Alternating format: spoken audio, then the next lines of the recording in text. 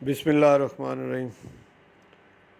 नाज़रीन, आज की वीडियो में आपको मैं बॉडी का एक सिस्टम जिसका नाम है डाइजेस्टिव सिस्टम यानी हाजमे का निज़ाम, इसके बारे में मालूमात दूंगा।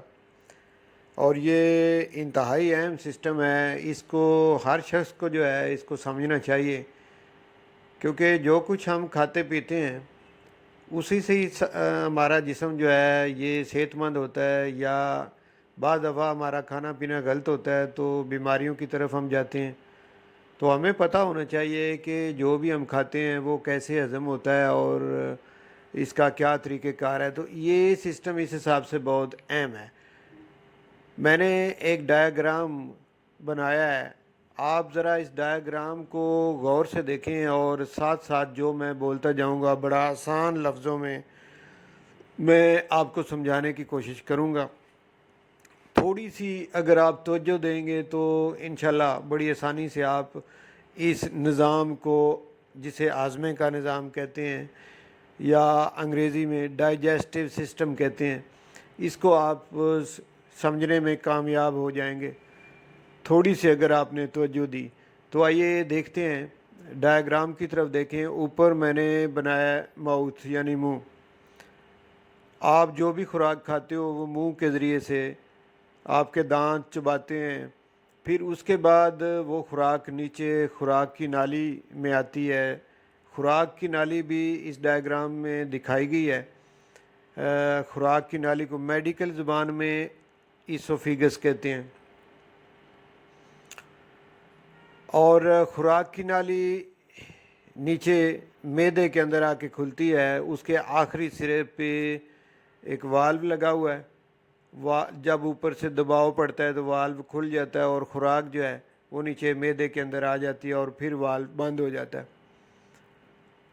अच्छा, खुराक जब मैदे में पहुंच जाती है तो इसके बाद कुदरत ने मैदे के अंदर ऐसा सिस्टम बनाया हुआ है कि इसके अंदर कई किस्म के जूसेस हैं, केमिकल इस मैदे के अंदर ऐसे पाए जाते हैं कि जो उस खुराक को जला के रख देते हैं। जैसे हंडिया आपकी पकती है, इसी तरीके से मैदे के अंदर का निज़ाम भी ऐसे ही है कि ऐसे जूसेस तेज़ाबी किस्म के भी, जैसे HCl मैदे के अंदर पाया जाता है, वो नमक का तेज़ाब जिसे कहते हैं वो है, कुछ और दीगर केमिकल हैं, ये सारे मिल के खुराक को हज़म करने की कोशिश करते हैं। तो यहाँ खुराक 4 घंटे 4.5 घंटे तक रहती है। ये डिपेंड करता है कि आपने खुराक किस किस्म की खाई है। तो मैंने ऊपर एक कोने पे आप देखें तो एक डिब्बे के अंदर 3 किस्म की खुराक जो हैं, पहली प्रोटीन, दूसरी कार्बोहाइड्रेट और तीसरी फैट्स, ये मैंने लिखी हैं। ये रिच फूड हैं, हैवी खुराक हैं 3। जितनी भी खुराक हम खाते हैं इसको कुल 6 ग्रुप हैं जिसमें आप तकसीम कर सकते हैं। 3 तो ये ग्रुप हैं, ये हैवी खुराक के 3 ग्रुप ये हैं। इसके बाद 3 ग्रुप हैं जो लाइट खुराक होती है, उसमें एक पानी है और विटामिन है और साल्ट हैं। तो 3 वो और 3 ये। तो जितनी भी डाइट हमारी है ये 6 हिस्सों में आप इसे अगर तकसीम करें तो इसके 3 बड़े हिस्से ये हैं, प्रोटीन, कार्बोहाइड्रेट, फैट्स। अब मैदे के अंदर सबसे हैवी खुराक फ़ैट होती है। अगर फ़ैट वाली खुराक आपने खाई है तो आपके मैदे में 4.5 घंटे तक वो रहेगी। 4.5 घंटों के बाद वो छोटी आंत की तरफ से एक वाल्व खुलेगा और वो छोटी आंत में दाखिल हो जाएगी। आप डायग्राम की तरफ देखें तो छोटी आंत जो है वो आपको नज़र आ जाएगी, ये बल खाती हुई। छोटी आंत के 3 हिस्से होते हैं, पहला हिस्सा ड्यूडिनम है, फिर जियोजिनम और इसी तरीके से एक आखिरी हिस्सा। तो इस तफसील में अभी हम नहीं जाते। छोटी आंत जो है इसके अंदर खुराक दाखिल हो गई और फिर खुराक छोटी आंत के अंदर कुछ चीज़ें ऐसी खुराक की होती हैं जो मैदे में हज़म नहीं होती, वो जब छोटी आंत में पहुंचती हैं तो छोटी आंत के जो केमिकल हैं वो उस खुराक को सही तरीके से हज़म कर पाते हैं। तो इसके बाद खुराक जो है وہ بڑی آنت میں داخل ہوتی ہے۔ بڑی آنت آپ ڈائیگرام کو دیکھو، جدھر میں نے یہ اپینڈکس بھی لکھا ہوا ہے، یہ جہاں سے بڑی آنت میں خوراک داخل ہوتی ہے، ادھر ایک چھوٹا سا پرزہ یہ دکھایا گیا ہے جسے اپینڈکس کہتے ہیں۔ بعض دفعہ اس کے اندر کوئی چیز پھنس جائے تو بڑی شدید درد ہوتی ہے، جس کو کہ اپینڈیسائٹس کہتے ہیں، اور پھر اس کا ایلوپیتھک میں تو یہی ہے کہ اس کو ہی کاٹ دو، یہ جتنی یہ لٹکی ہوئی ہے وہ اس کو کاٹ دیتے ہیں، یہ حصہ ہی الگ، سارا جو ہے وہ ضائع کر دیتے ہیں، کاٹ دیتے ہیں، تو یہ آپریشن کر دیتے ہیں۔ لیکن یہ کہ اگر اس کے اندر جو کوئی اس کا سوراخ بند ہوا ہے اس کو اگر کوئی کھولنے میں کامیاب ہو جائے تو بغیر آپریشن کے اس کا علاج ممکن ہے اور بڑی آسانی سے ہو جاتا ہے۔ یہ تو یہ اپینڈکس۔ اچھا، اس کے ساتھ بڑی آنت میں خوراک آپ کی داخل ہو گئی اور خوراک اوپر کی طرف چلنا شروع ہوئی، تو اوپر کی طرف میں نے ایرو کا نشان جو ہے وہ لگایا ہے، خوراک اوپر کی طرف چل رہی ہے اور پھر ادھر جا کے آگے مڑتی ہے۔ اس کو جو مڑنے والا حصہ ہے اس کو ٹرانسورس کالن کہتے ہیں، اور جو اس بڑی آنت کا حصہ اوپر کی طرف جا رہا ہے اس کو اسینڈنگ کالن کہتے ہیں۔ اب اسینڈنگ سے پھر ٹرانسورس کالن اور پھر اس کے بعد ڈیسینڈنگ کالن جب نیچے آتی ہے، تو اس کے یہ تین حصے بڑی آنت کے جو ہیں، اس کی بھی آپ کو سمجھ آ گئی ہوگی کہ جو اوپر کی طرف حصہ جاتا ہے اس کو اسینڈنگ کالن، جو پھر ٹرانسورس سائڈ پہ مڑ جاتا ہے اس کو ٹرانسورس کالن، اور پھر جب وہ نیچے آتا ہے تو ڈیسینڈنگ کالن۔ اس کے بعد آپ کی خوراک جو ہے وہ تقریباً ہضم ہو چکی ہوتی ہے، اور پیچھے وہ جس کو آپ پھوگ کہہ لیں پنجابی میں، یا پھر اس کو ویسٹ پروڈکٹ کہہ لیں، وہ سارا اینڈ پہ آپ کے اکٹھا ہو جاتا ہے۔ اس کو آپ سٹول بھی کہہ سکتے ہیں، یعنی پخانہ جو آپ کا ہے وہ جس جگہ پہ اکٹھا ہوتا ہے اس جگہ کا نام ہے ریکٹم۔ ریکٹم میں نے دکھائی ہوئی ہے۔ ریکٹم کے بعد پھر وہ خارج جس راستے سے آپ کا پخانہ ہوتا ہے اس کو اینس کہتے ہیں، یا مقد اسے اردو میں کہتے ہیں۔ اچھا، اس کی تو آپ کو سمجھ آ گئی۔ اب تھوڑا سا واپس ہوں، معدے کے نیچے میں نے ایک کیلا نما ساخت بنائی ہوئی ہے جس کے سامنے میں نے لکھا ہے پینکریاز یا لبلبا، اور اسی طرح سے دوسری سائڈ معدے کی جو ہے وہاں میں نے جگر بنایا ہے۔ اب تھوڑا سا ان کا کام دیکھ لیتے ہیں۔ پینکریاز پہ آتے ہیں۔ پینکریاز یا لبلبا، یہ جو پرزہ ہے جو معدے کے نیچے ہے اس کے اندر انسولین بنتی ہے۔ انسولین بھی ایک کیمیکل ہے جو یہاں پہ تیار ہوتا ہے پینکریاز کے اندر یا لبلبے کے اندر۔ تو اس کی تفصیل میں الگ ایک ویڈیو میں بیان کروں گا کہ اس کے اندر تین طرح کے سیلز ہوتے ہیں، بیٹا سیل ہوتے ہیں، الفا سیل ہوتے ہیں، ڈیلٹا سیل ہوتے ہیں، تو تینوں کے الگ الگ کام ہیں۔ جو بیٹا سیل ہیں وہ بناتے ہیں انسولین۔ انسولین بننے کے بعد یہ میں نے ڈائیگرام میں ایک نالی بھی دکھائی ہے، یہاں سے انسولین بنے گی اور چھوٹی آنت کے اندر وہ آ کے مکس ہو رہی ہے خوراک کے اندر۔ یہ جدھر میں نے اس کا ایک منہ جو ہے چھوٹی آنت میں کھولا ہے اور اس کے آگے ڈاٹ ڈاٹ بنائے ہیں، یعنی وہ انسولین وہاں پہ گرتی ہوئی آپ کو دکھائی ہے کہ انسولین تیار ہوئی پینکریاز کے اندر، اور پھر تیار ہونے کے بعد اسے چھوٹی آنت میں وہ آ کے گری، یعنی چھوٹی آنت میں جو خوراک پہنچی ہوئی ہے اس کے ہاضمے کے طور پہ یہ انسولین کام آتی ہے۔ اب یہ جو تین میں نے ڈائٹ یا تین خوراک کے جو گروپ میں نے آپ کے سامنے رکھے ہیں، اس میں ایک گروپ ہے کاربوہائیڈریٹ۔ کاربوہائیڈریٹ والی جو بھی خوراک ہوگی اس کو انسولین ہضم کرے گی، ڈائجسٹ کرے گی۔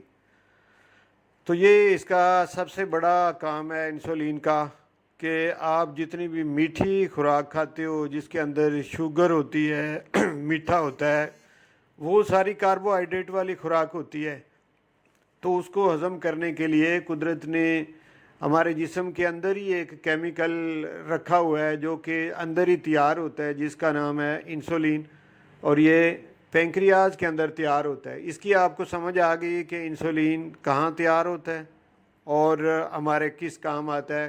ہماری خوراک کے 3 بڑے گروپوں میں کس گروپ کو ہضم کرنے کے لیے وہ ضروری ہوتا ہے، وہ بھی آپ کو سمجھ آ گئی کہ کاربوہائیڈریٹ والی خوراک، یعنی جتنی بھی خوراک آپ کی میٹھی ہوتی ہے، جس میں مٹھاس ہوتی ہے، وہ کاربوہائیڈریٹ والی خوراک ہوتی ہے، یعنی اس کے اندر شوگر ہوتی ہے۔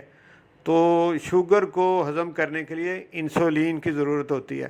تو جب انسولین کم بن رہی ہو تو پھر وہ جو شوگر ہوتی ہے وہ آپ کے بلڈ میں چلی جاتی ہے۔ جب آپ بلڈ ٹیسٹ کرواتے ہو تو آپ کہتے ہو جی بلڈ کے اندر شوگر کا لیول بڑھ چکا ہے، اس کو آپ شوگر کی بیماری یا ڈائبٹیز کہہ دیتے ہو۔ وہ ڈائبٹیز اسی لیے ہوتا ہے کہ انسولین تیار نہیں ہو رہی، یا اگر ہو رہی ہے تو کم مقدار میں ہو رہی ہے، تو اس کو پھر آپ ڈائبٹیز کہتے ہیں۔ یعنی ڈائبیٹک پیشنٹ وہ ہوتا ہے جس کو یہ مسئلہ ہو، اس کو ڈائبیٹک پیشنٹ کہتے ہیں یا شوگر کی بیماری کا مریض کہتے ہیں۔ اس کی آپ کو سمجھ آ گئی۔ اب چلتے ہیں جگر کی طرف۔ تو جگر کے 2 لوب میں نے ایک حصے پہ 1 لکھا ہے، دوسرے پہ 2 لکھا ہے۔ یہ فرنٹ سے دیکھیں تو 2 لوب ہوتے ہیں، بیک سائڈ سے دیکھیں تو اس کے 3 حصے ہوتے ہیں۔ تو یہ 2 حصے سامنے سے میں نے جو دکھائے، اس میں جو ایک بڑا حصہ ہے اس کے اندر ایک اور چیز پائی جاتی ہے، ایک اور پرزہ ہے جس کو کہ پتا کہتے ہیں یا میڈیکل زبان میں گال بلیڈر کہتے ہیں۔ یہ گال بلیڈر ایک غبارے کی شکل کا آپ کو نظر آ رہا ہے۔ اس کے اندر ایک کڑوا سا پانی ہر وقت بھرا ہوا ہوتا ہے، اس کڑوے پانی کو بائل کہتے ہیں، وہ بھی ایک کیمیکل ہے۔ اچھا، وہ بائل بھی جدھر یہ نالی کھل رہی ہے چھوٹی آنت میں جو پینکریاز کی طرف سے آ رہی ہے، اسی نالی کے اندر بائل جو ہے وہ بھی آ کے چھوٹی آنت میں اسی مقام کے اندر، آپ پیچھے وہ نالی کی طرف دیکھتے ہیں، ایرو کا نشان میں نے بنایا، تو آپ اس ڈائیگرام کی طرف دیکھو، آپ کو سمجھ آ جائے گی کہ بائل بھی اسی جگہ پہ آ کے چھوٹی آنت کے اندر داخل ہو رہا ہے جس جگہ پہ انسولین داخل ہو رہی ہے۔ تو یہ دونوں کیمیکل، ایک بائل اور دوسری انسولین، یہ چھوٹی آنت کے اندر اس جگہ پہ داخل ہوتے ہیں۔ اب میں نے انسولین کے بارے میں تو آپ کو بتایا کہ وہ کاربوہائیڈریٹ یا شوگر والی جو خوراک ہے اس کو ہضم کرنے کے کام آتی ہے۔ تو بائل کس کام آتا ہے؟ یہ کڑوا پانی یا کیمیکل جو پتے کے اندر ہوتا ہے جسے بائل کہتے ہیں، حکیم لوگ اس کو صفرا بھی کہتے ہیں۔ یہ آپ کی جو فیٹس والی خوراک ہے، سب سے جو ہیوی خوراک ہوتی ہے فیٹس یا چربی والی یا فیٹس والی جو خوراک آپ کھاتے ہو، اس کو ہضم کرنے کے لیے یہ بائل ہمارے کام آتا ہے، یعنی یہ جو پتے کے اندر پانی ہوتا ہے۔ تو بعض دفعہ یہ ہوتا ہے کہ یہ پانی سخت ہو جاتا ہے اور اس کو آپ کہتے ہو کہ پتے کے اندر پتھریاں بن گئی ہیں۔ جیسے فریج کے اندر اگر آپ پانی رکھتے ہو اور وہ جب ہارڈ ہو جاتا ہے تو برف بن جاتی ہے، اسی طریقے سے یہ پتے کے اندر جب یہ ہارڈ ہو جاتا ہے تو اس کو پتھریوں کا نام آپ دیتے ہو کہ پتے کے اندر پتھریاں بن گئی ہیں۔ تو اس کو دوبارہ ڈیزالو کیا جا سکتا ہے بغیر آپریشن کے، پتا پورا نکالنے کی بجائے آپ اس کو ایسی میڈیسن دیں جس سے کہ وہ دوبارہ ڈیزالو ہو جائے، اور آپریشن کے بغیر پتے کی پتھریوں کا حل پاسیبل ہے۔ اور بہت سارے ایسے مریض جو ہیں وہ ٹھیک ہوئے ہیں جن کے کہ الٹرا ساؤنڈ بھی موجود ہیں، ثبوت موجود ہیں۔ آج کل کے زمانے میں میں سمجھتا ہوں کہ پتے کی پتھریوں کا آپریشن کروانا بہت بڑی غلطی ہے۔ جب علاج موجود ہے تو پتا ہی نکال دینا، جب پتا ہی نکل جائے گا تو پھر تو یہ اس کے اندر پایا جانے والا کیمیکل بھی اس شخص میں نہیں ہوگا، اور پھر جب بھی وہ پوری زندگی فیٹس والی خوراک کھائے گا تو وہ ہضم نہیں ہوگی، تو اس کو بڑی مشکلات کا سامنا کرنا پڑے گا۔ تو اس لیے یہ کوئی عقل مندی نہیں ہے کہ پتے کوئی نکلوا دیں، جب اس کا ٹریٹمنٹ موجود ہے تو اس کا ٹریٹمنٹ کروانا چاہیے۔ تو ناظرین، آج کے اس ڈائجسٹو سسٹم یا ہضمے کے نظام میں نے آپ کو بہت ساری چیزیں سمجھانے کی کوشش کی ہے، اور مجھے امید ہے کہ آپ کے علم میں اضافہ ہوا ہوگا، آپ کے پاس بہت سی ایسی انفارمیشن پہنچی ہے جس کا کہ شاید پہلے آپ کو نہ پتہ ہو۔ اگر آپ سمجھتے ہیں کہ یہ ویڈیو آپ کو کوئی فائدہ دے سکتی ہے تو پھر آپ کا فرض ہے کہ اس ویڈیو کو آگے شیئر کریں، اپنے رشتہ داروں، اپنے دوستوں تک پہنچائیں تاکہ ان کے علم میں بھی اضافہ ہو، اور جہاں جہاں یہ علم پہنچے گا تو اس کی دعائیں آپ کو بھی ملیں گی، مجھے بھی ملیں گی۔ یہ اچھی چیز کو آگے پھیلانا کار ثواب ہوتا ہے، تو اچھی انفارمیشن، اچھا علم جو ہے اسے لوگوں تک پہنچائیں، شیئر کریں، لائک کریں، اور اگر سمجھتے ہیں کہ اس طرح کی ویڈیو آپ کو ملتی رہیں تو پھر اس کا طریقہ یہ ہے کہ آپ اس چینل کو سبسکرائب کر دیں، ساتھ میں بیل کا جو نشان ہے اس کو پریس کر دیں، اور بیل کے نشان کو پریس کرنے کا مطلب یہ ہوتا ہے کہ اس بندے کی جتنی بھی ویڈیو بنے گی، اپلوڈ ہوں گی، وہ میرے تک بھی پہنچنی چاہیے۔ بہت شکریہ ناظرین ویڈیو دیکھنے کا۔ اوکے۔